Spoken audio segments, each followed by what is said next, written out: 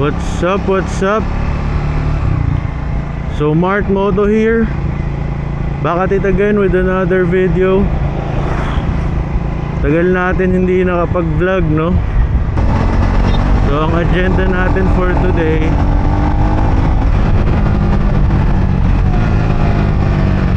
magpapakabit tayo ng exhaust sa may Dimasalang Street sa Manila, sa Muff City exhaust. So nagpa-reserve tayo dun last week. Ngayong araw yung schedule natin, 9 AM yung bukas nila and it's 9:12. So I think sakto lang pagdating natin dun.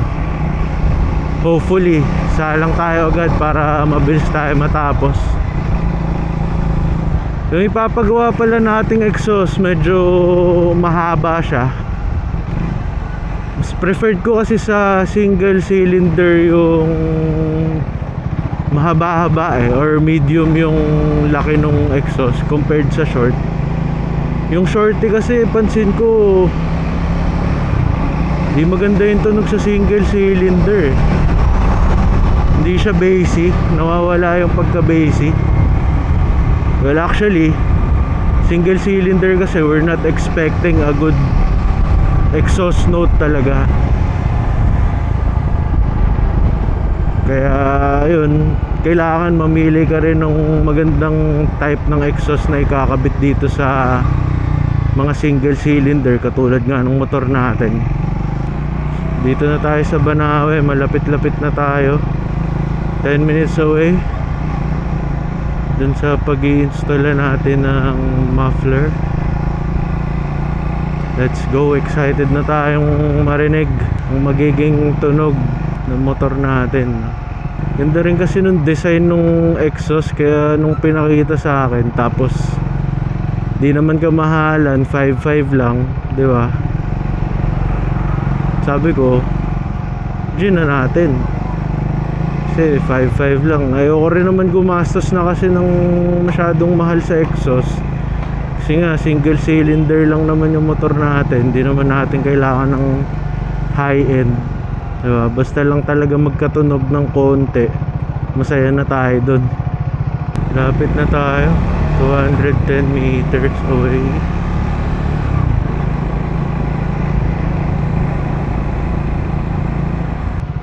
Yun na ba yun? Rennis muffler.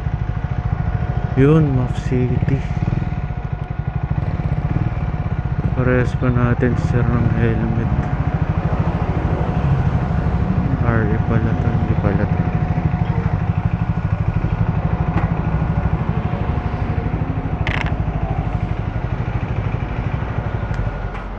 Ganda ng tunog.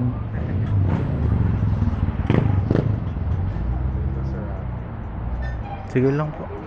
Ganda ng bike ni sir, no? Interceptor.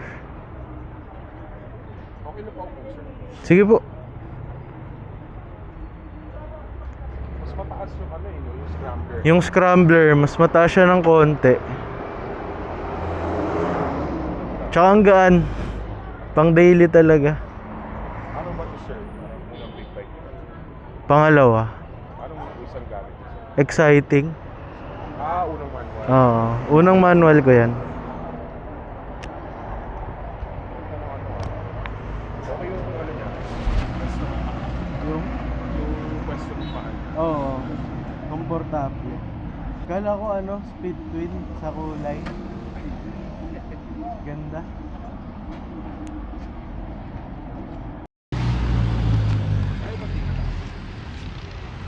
So yun, kinakabit na yung exhaust natin. May link pipe na rin.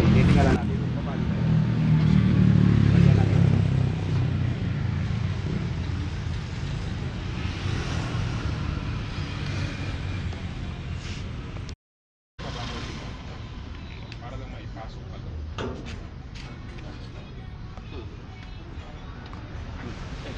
Ayan o.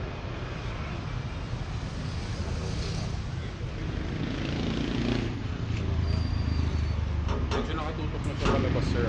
Oo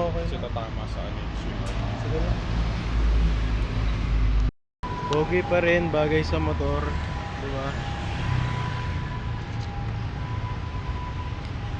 So dito pala tayo nagpakabit. Map City exhaust system.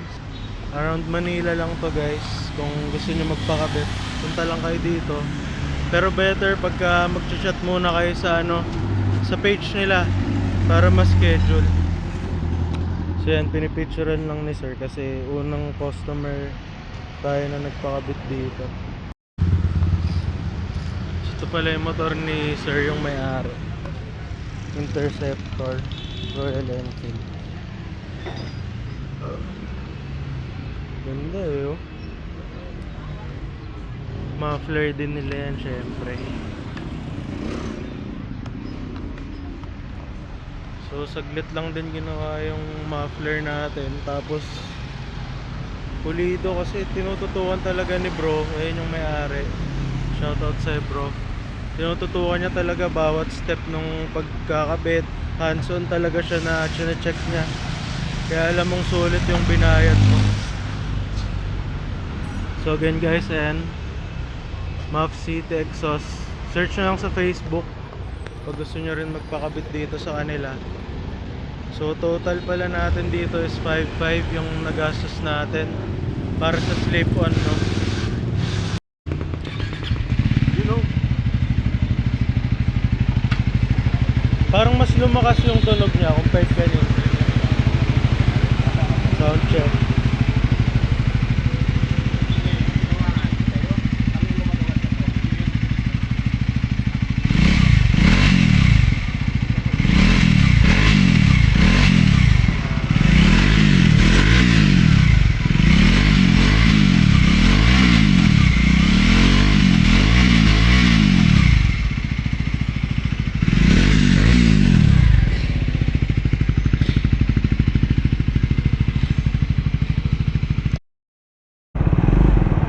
What's up? Nakakabit na, no? So ito yung gusto kong tunog, bassy lang siya tapos hindi sobrang lutong nung tunog, 'di ba? Alam mong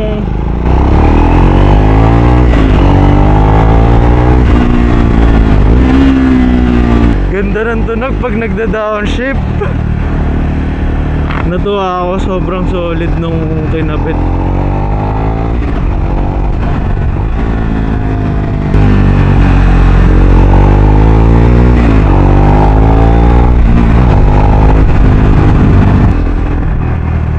Sulit yung pag-try natin sa shop na to. Hindi siya yung sobrang ingay, pero alam mo yun,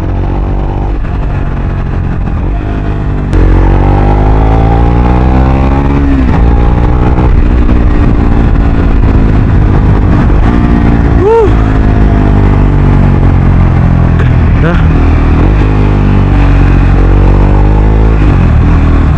Try natin ipasok ng NLEX.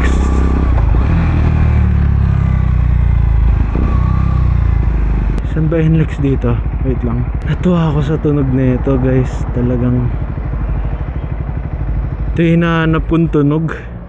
Alam mo yung hindi siya bulahaw pero brusco eh. Diba?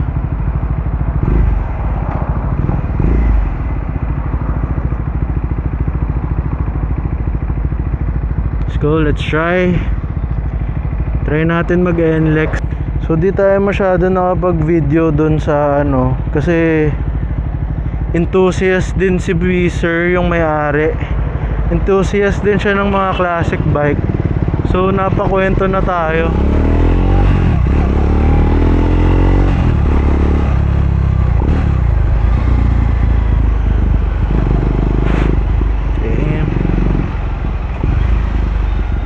Ganda ng tunog. Brusco lang, diba? So yan guys, talagang bumagay rin sa motor natin yung forma. Tsaka pag high RPM, dun mo siya maririnig yung tunog nung exhaust.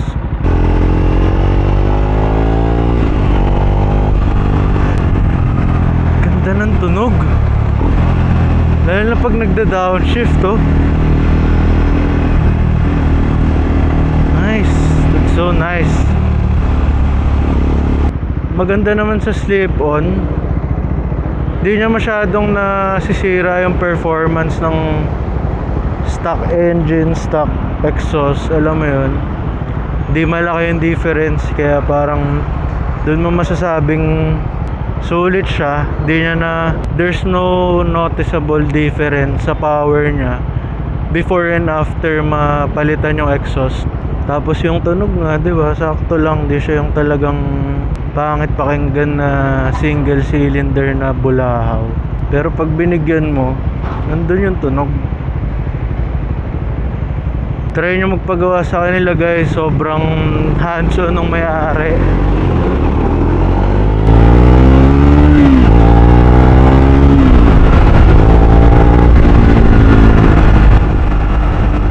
Naku, busang gas natin, kaka-gaspol dito. Tapos gusto ko yung tunog niya pag nagda-downshift tapos may rev matching. Ganda eh. Yun, no? Tapos ang maganda dito, hindi siya maingay pagka idle or ganito, katulad na mabagal lang yung andar. Sa high RPM lumalabas yung tunog niya eh. Pero pagka cruising ka lang, safe lang eh, oh. Hindi masyadong maingay eh. Pero pag binigyan mo, ayun, oh, siya tumutunog.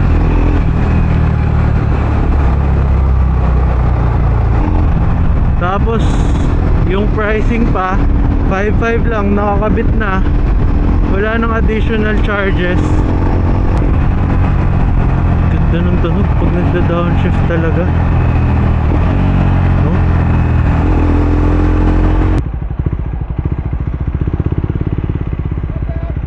Cash lang. Cash lang kayo, sir. Diretso lang. Makakabit ka. Kala ko ako. Ay, di, sir, yung truck. Sobrang reasonable ng pricing. Maganda yung service, mabait yung may-ari, tutok yung may-ari sa paggawa. Tapos yung tao niya, mabusisi rin. Talagang hinanap niya yung perfect angle ng pagkakakabit, yung perfect angle nung mid pipe para maganda yung pagkaka-angle nung mismong tambucho, no? Nakailang balik siya kasi nga ina-adjust niya talaga ng perfect eh. Alam mo yun? So shoutout sa Muff City, napaka solid nyo gumawa. Shoutout din sa may-ari, kay sir. Sorry, hindi ko na natanong kung anong pangalan niya, no? Pero yun guys, chat lang kayo sa page nila. Solid. So yung ganito kalakas na tunog, for me parang pagdating sa long ride, di siya nakakapagod pakinggan. Bruce ko lang, di ba? So yan guys, we're currently at Petron Marilao. Yan yung exhaust na pinakabit natin. Gumagay naman siya sa motor. Sound check natin.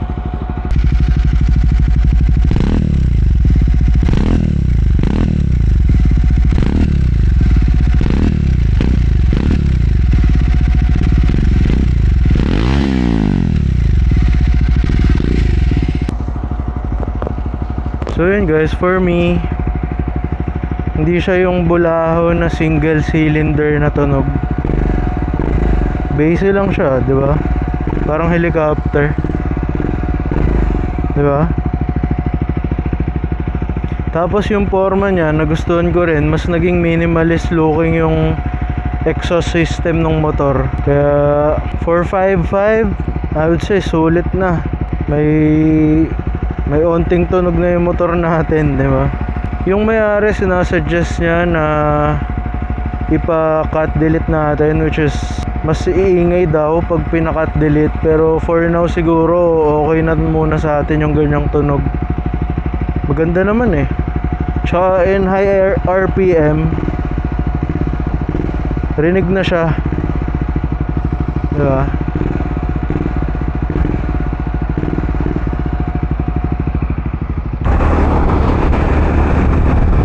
guys, I think that's all for today. So sana magustuhan nyo yung bago nating kabit na exhaust. Hindi siya loud exhaust eh, kasi yun talaga yung preferred natin. Hindi masyado maingay. Pero sa forma, nagustuhan ko yung itsura niya sa motor natin. Bumagay naman, no? Hindi naman nawala yung performance ng motor. I would say wala naman nagbago. So maganda yung pipe na napakabit natin. Yun, magkakaroon na tayo ng road presence kahit pa paano. So I think that's all for today. Salamat sa pagsama sa akin sa pagpapakabit ng pipe natin. So Hard Moto here. Peace out and I'll see you on the next one.